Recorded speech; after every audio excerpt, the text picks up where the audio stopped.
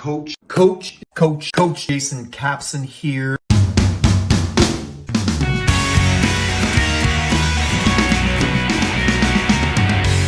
Coach Jason Capson here, and let's talk about why we need to eliminate all things white. What you talking about, Willis? Now, a lot of times I talk about nutrition and fitness and all kinds of different things to help people improve their health and wellness. We're going to talk very specific. We're going to go micro over the next few videos because I think that's what people need is the basics. I've seen this time and time and time again. The basics work.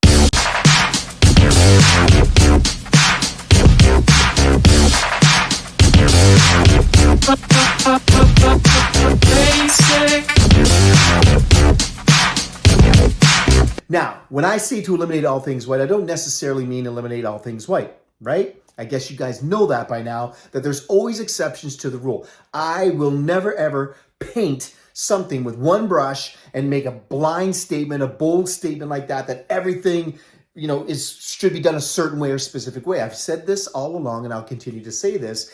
Everybody's a little bit different. There is not one cookie cutter diet that will work for everybody en masse. There's always going to be some nuances. There's always going to be some things that work for one person that don't necessarily work for another person. You can take two people, give them the exact same diet, and they will get two completely different results.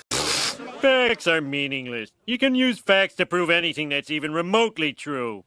Facts, Max. So when we're talking about nutrition, when I'm speaking specifically about eliminating everything white, what I'm speaking to mostly is white flour. Anything that has white flour in it is absolutely void of nutrition. No matter what they say, enriched with this, all this added stuff, all of the good stuff has been removed to make white flour. And then you're left with basically paste. Ask your grandmother, or depending on your age, ask your great-grandmother, ask your great-great-grandmother, ask somebody old. I'm getting too old for this sort of thing. What they used to do with white flour. Back in the day, now, hear me when I say this, back in the day, as in a long time ago, they used to take white flour, they would put it in a bucket, they would put water in it, they'd mix that bad boy up, and they would put it on a wall. And then they would put wallpaper up. And guess what would happen if you wanted to remove that wallpaper ever? You'd have to tear down the wall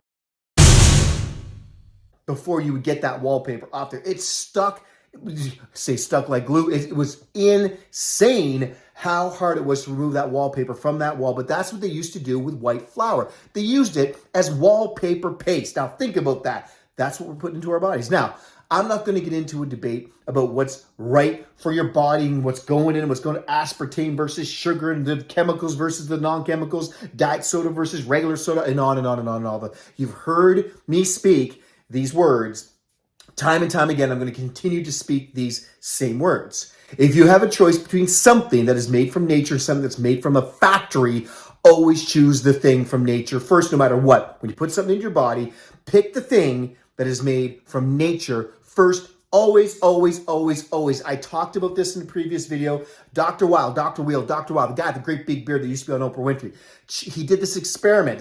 He's a genius naturopathic doctor. He's considered one of the leading authorities on the planet when it comes to nutrition. He did this little experiment. And I challenge you to do the same thing. He went on his deck in the sun, in the middle of the sun. There's no sun now, but in the middle of the sun. And he put 2 plates on the deck. Little cube of butter. You can put in just as much butter as you want. I shall be reasonable and put in about 2 or 3 tablespoons. Another little cube of margarine, and he left it. Went back in an hour, and guess what happened? Can you guess?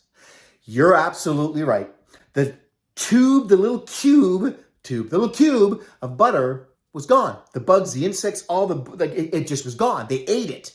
The margarine, still there. Because guess what? Even insects know better than to put chemicals into their little bodies.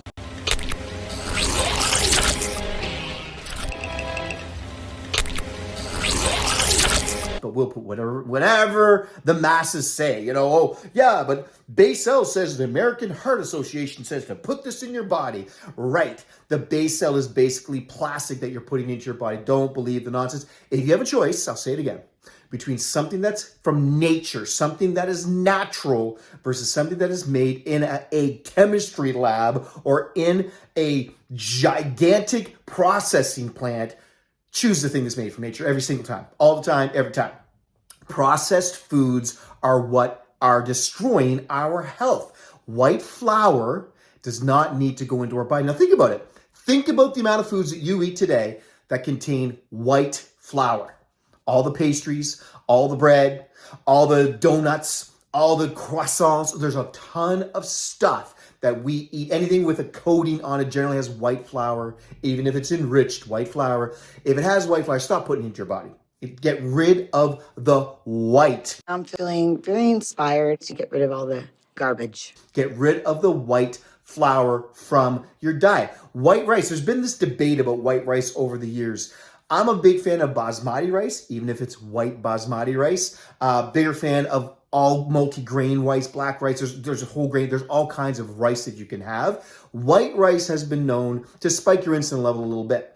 A lot of bodybuilders were eating it after a workout because the insulin spike, they get that little window of opportunity, which may or may not be a myth. Who knows?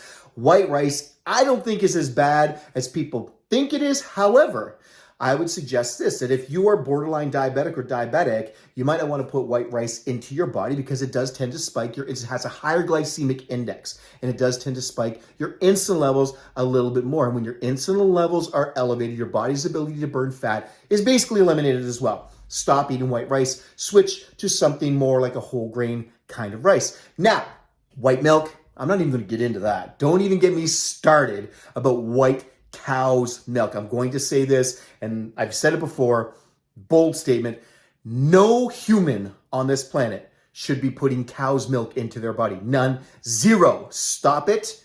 There is so much evidence now. Go do your research, but no one, for anyone, not even babies, no one should be putting cow's milk into their body or into their children's bodies. Stop believing the nonsense from 100 years ago. Do your research. Find out what's better to put into your body to get the calcium. It's about the calcium. There's hardly any calcium in cow's milk by the time you get it by the time it's pasteurized and boiled down and added this and added that. There is zero nutrition in cow's milk. It does nothing but cause inflammation and bad things in your body. Get rid of it. Get rid of the white ice cream. Get rid of the white creams. Get rid of the white milks. Get rid of the white. Get rid of it all. The exception, white potato. Again, we went through this thing, I don't know when, but we're still kind of seeing a little bit of that where people are like, oh, I can't even have a white potato. Why can't you eat a white potato? That's the one exception to the white rule. Sweet potatoes, yes, have a little more nutrients. They have more nutrients in them. That's what the orange color of a sweet potato, more nutrients than a white potato. But from a pure carbohydrate standpoint, a white potato is a very, very, very healthy carbohydrate for you. There's nothing wrong with it. In fact, it has a lower glycemic load than a sweet potato. So if you're worried about the spike effect or if you're worried about starches, it's nonsense. You can have a white potato. Yeah, you can chop that bad boy up, put it in the oven, or even better, put it in an active fryer, put it in an air fryer. Tastes delicious. So yes, you can have a white potato. That is the exception to the rule. Do it! Just do it! You want to get rid of white pasta out of your life. You want to get rid of white rice out of your life. You want to get rid of white bread, white flour, white cereal, anything that contains white flour, eliminate from your diet right now. This is very simple, basic stuff. If you get rid of white flour, you're probably going to be amazed at what comes out of your cupboards and goes into the garbage. Just don't put white flour into your body. Ever. Maybe the one cheat meal. Ever. Other than that. No more white flour. Never, ever white pasta. No, just don't have white pasta. Rice pasta? Fine. There's all the kinds of pasta that are loaded with nutrients. Regular pasta is horrible for you. There's no nutritional value in it at all. And it's terrible for your body, terrible for your health, terrible for weight gain for sure. So no more white pasta, no more white rice, no more white flour, no more white milk. Get rid of those things. I challenge you. Get rid of those things. Get rid of those white things except for the white potato. But get rid of those white things and I guarantee you, you will feel healthier. You will have less inflammation. You'll have less bloating. You will start to have more energy because of those chemicals being out of your body. Make this the one resolution, the one goal that you're going to make for 2022. Eat less or no processed foods and nothing white. No white flour, no white milk, no white pasta, no white rice. Let's do this, people. Replace it with healthy, there's all kinds of healthy alternatives to what I just said. Again, you can look it up. But there's a lot of pastas that will replace white pasta that's much, much better for you. There's brown rice pasta. It's a little sticky, but it's amazing, tastes fantastic. It's filling and it digests a lot better, and there's nutritional value in it. So you can replace that with that. White potato or sweet potato, doesn't matter, eat them all. Any kind of potato, really, really good for you. White bread, nonsense, get rid of the white bread. Have a multi-grain, a 12-grain, an 18-grain. You can have bread. You can absolutely have bread. This myth about no bread, myth. Get rid of the nonsense. Stop the insanity. You can have bread. Have it in moderation and have it at the right times for sure. But pick a 12-grain bread. It's a little healthier, a little heartier. It's better for you, more nutrients. So get rid of the white bread. White pasta we talked about, white rice. I would go with more of a 12-grain kind of a rice. Again, depending on if you have sensitivities, there are some people with sensitivities to grains and to rice, that kind of a thing.